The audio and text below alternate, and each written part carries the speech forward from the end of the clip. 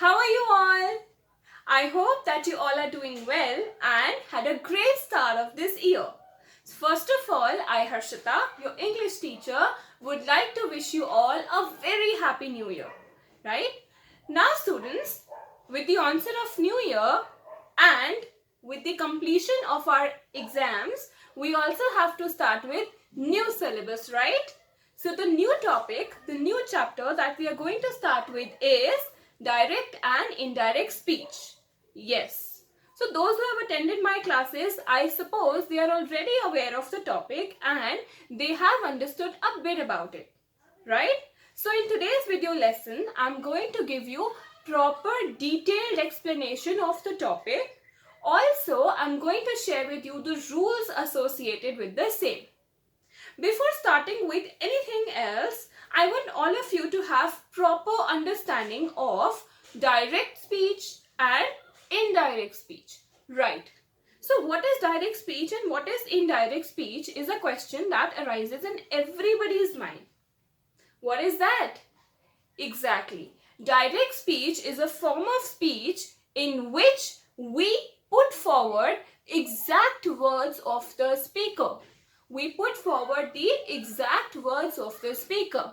Whereas when I talk about indirect speech, we do not put forward the exact words of the speaker. Instead, we modify a few things. We modify the direct speech of the speaker and convert it into indirect speech.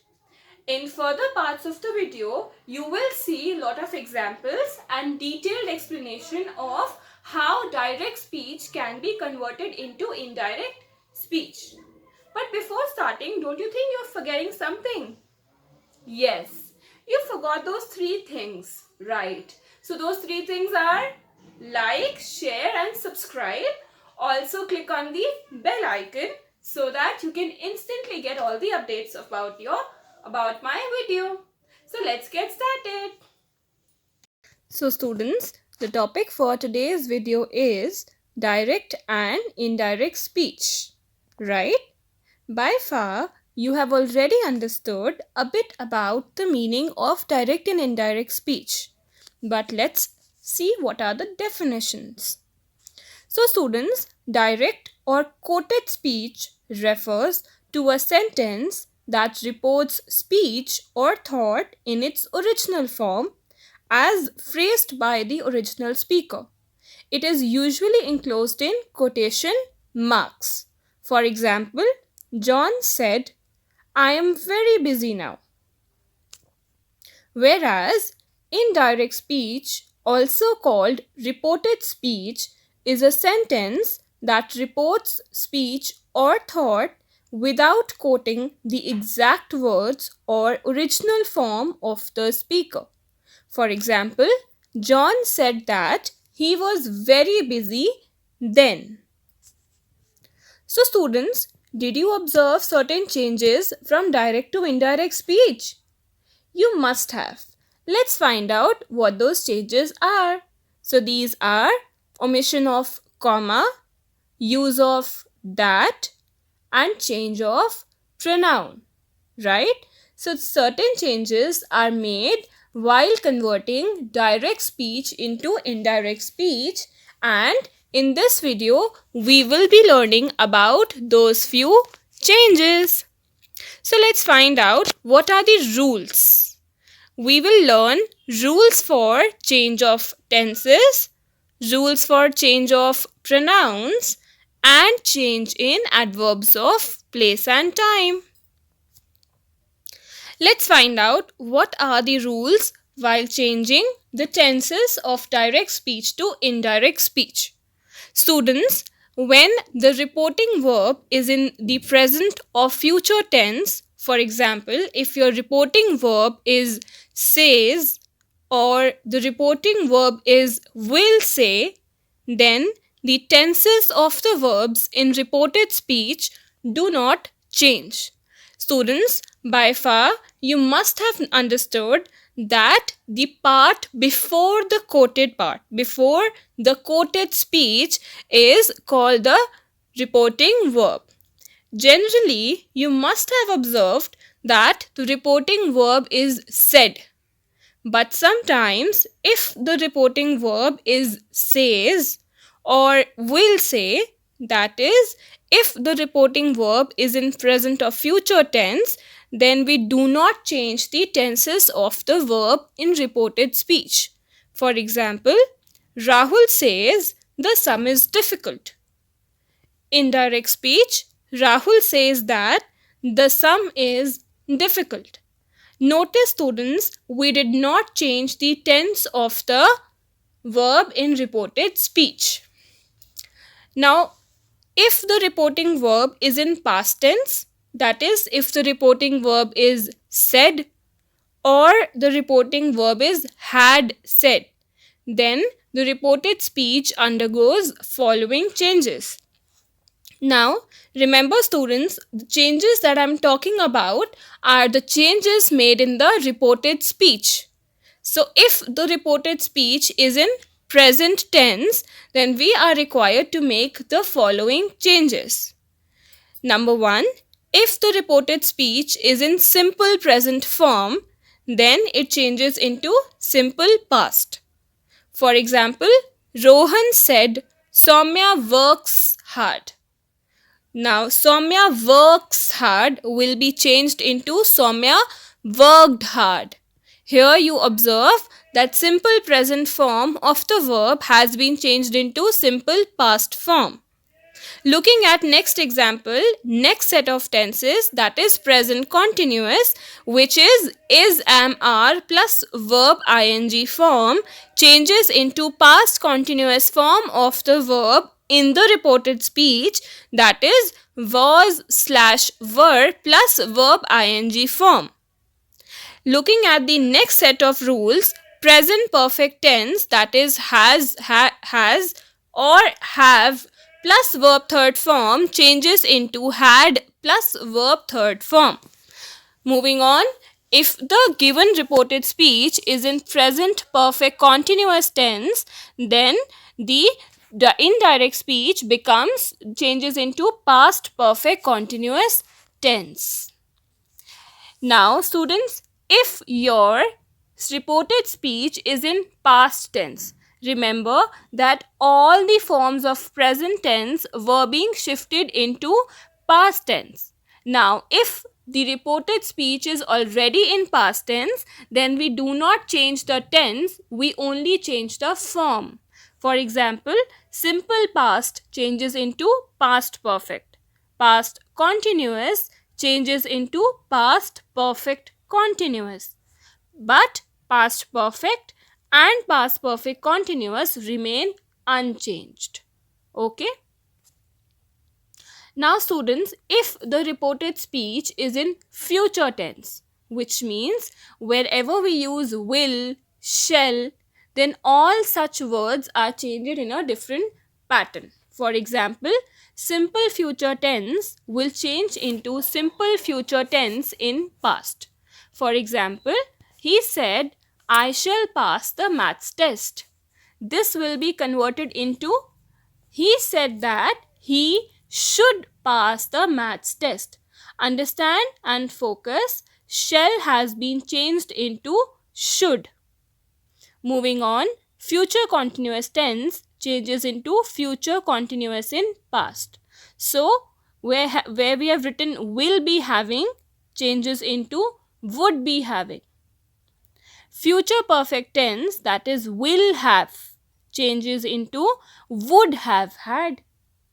And lastly, future perfect continuous tense changes into future perfect continuous tense in past. So, will changes into would, shall changes into should.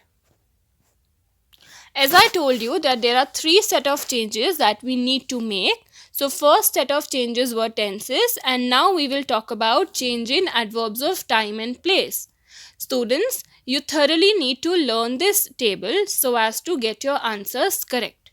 So, remember, this changes into that. For example, Rahul said, this is my pen.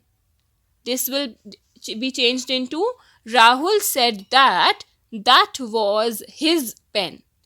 So this changes into that, today changes into that day, now changes into then, these becomes those, ago becomes before, last weekend becomes the weekend before, or the previous weekend, here becomes there, next becomes the following. So if it's written next day, then it can be written as the following day. Tomorrow is also written as the following day. Yesterday can be written as the day before or the previous day. Now students, there is this part of direct to indirect speech is very important, and that is change in pronouns.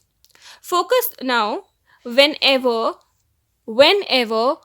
we look at the direct speech, we need to understand that the pronouns used in the direct speech are used by the speaker. Focus, pronouns used are used by the speaker.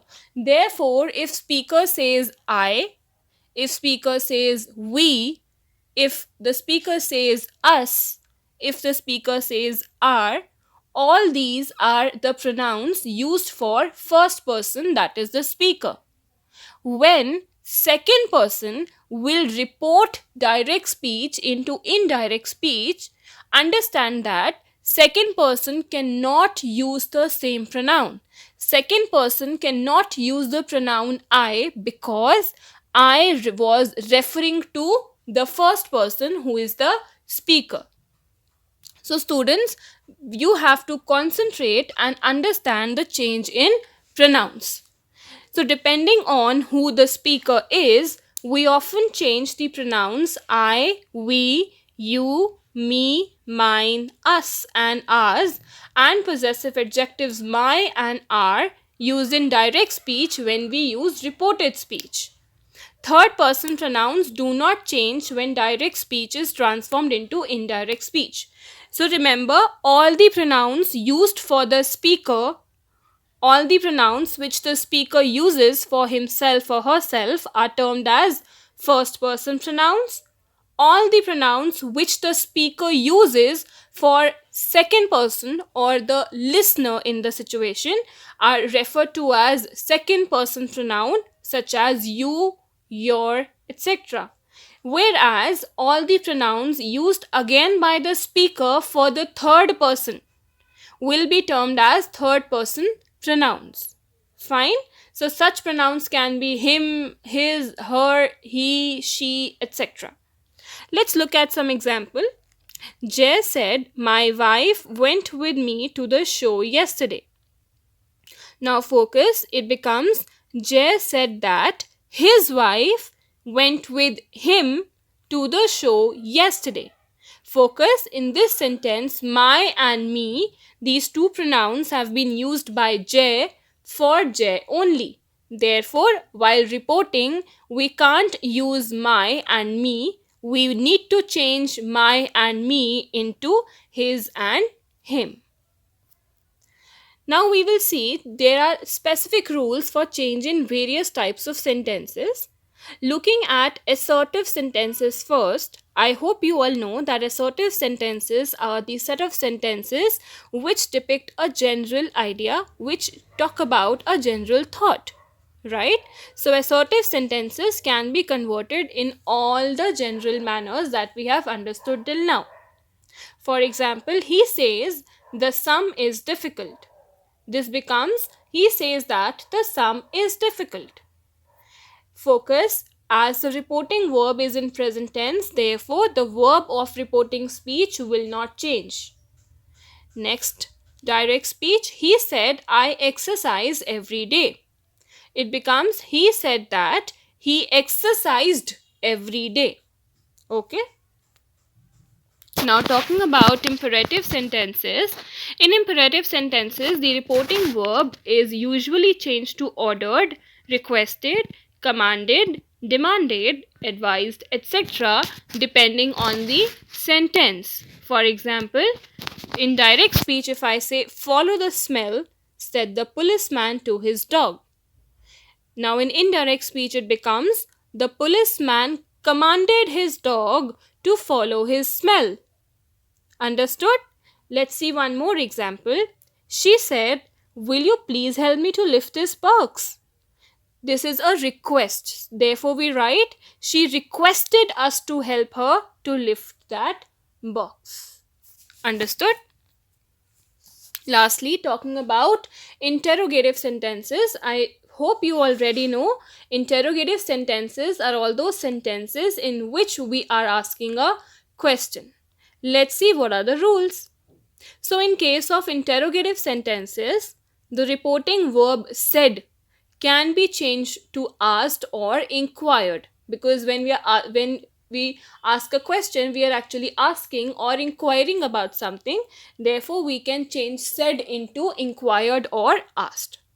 If the interrogative sentences requires a yes no answer, then the conjunction if or whether is used in place of that when transforming from direct speech to indirect speech. If the interrogative sentence begins with a question word such as what, which, who, whom, that is your WH family, then that question word is used as the conjunction. When an interrogative sentence is transformed from direct speech to indirect speech, it ceases to be an interrogative sentence, it becomes an assertive sentence. So remember, students, whenever we are converting an interrogative sentence into indirect speech, the interrogative sentence which was changes into an assertive sentence in indirect speech. Therefore, we do not put a question mark while converting. For example, she said to me, "Do you want to come with me?" This changes into, she asked me if I wanted to go with her.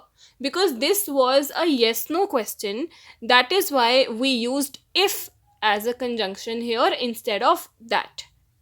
Looking at second example, David asked me, "Where did you go last weekend?" Again, because here we are using a question word, therefore we use this question word as a conjunction in indirect speech. So it becomes, David asked me where I had gone the previous weekend. And focus, we are not putting a question mark in indirect speech. Okay? So students, now there are certain points to remember, right? Let's find out what these important points are. Number 1, the verb in the reported speech does not change when the content of the direct speech is a general truth, historical or scientific fact. So remember, if the part which is quoted or the reported speech is a historical fact, for example, the earth is spherical in shape, for example, earth revolves around the sun, such cases will not change into will not face any changes in indirect speech. For example, the geography teacher said that the earth is spherical in shape. This becomes, the geography teacher said that the earth is spherical in shape. So focus, we didn't change the tense of reported speech. Second point, there is change of the modals shall, will, can and may to their corresponding past tense forms. For example, should, would, could and might respectively. Then the past forms should, would, could remain unchanged if they occur in direct speech. Lastly, the reporting verb said can be changed to told if the person to whom direct speech is addressed is mentioned. For example, if it is written, Rahul said to Rohan, "I am going to the park." In this case, Rahul told Rohan. The reporting verb will change into told. Okay? So now students, I believe that you have understood this chapter, and this, in the description box of the video, a link has been posted. Through this link, you can access the notes of the chapter, and also you can find a small assignment to be done in your notebooks. Thank you.